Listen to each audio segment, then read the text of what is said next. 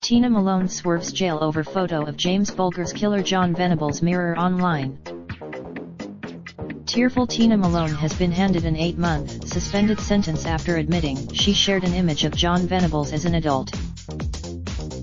Tina Malone has narrowly avoided jail after she admitted sharing a photo on Facebook alleged to show James Bulgers killer Jon Venables. The shameless actress was sentenced to 8 months in prison, suspended for 2 years and ordered to pay pound 10,000 costs in the High Court today.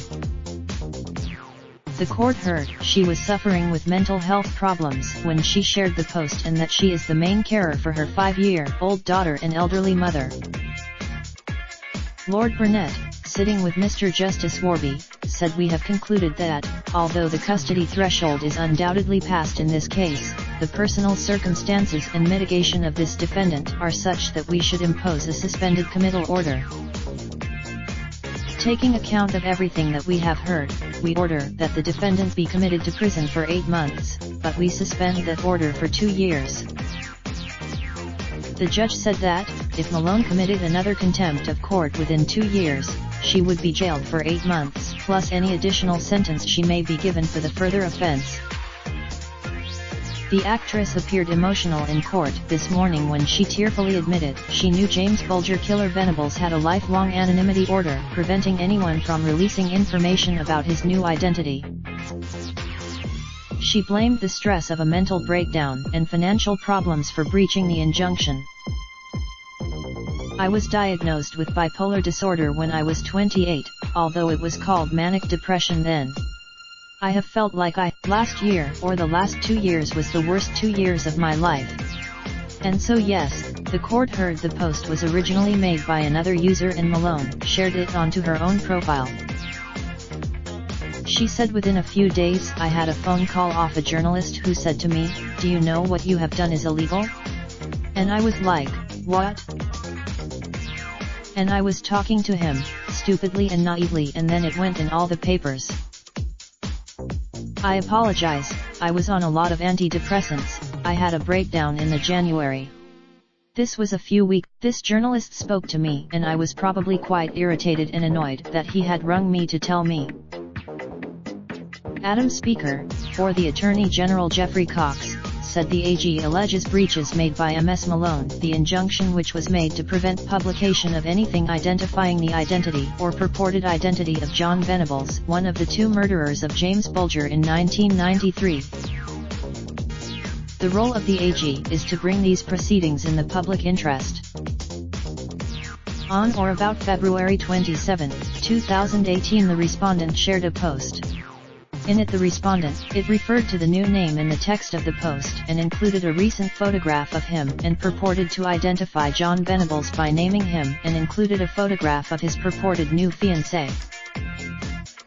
There's no suggestion that the conduct in sharing the post was accidental and not a deliberate act on her part. She acknowledges she was aware Venables had been granted anonymity. She does not that, after sentencing, Robert Buckland QC said the injunction in this case is intended to both protect the identities of the offenders, but also innocent individuals who may be incorrectly identified as them.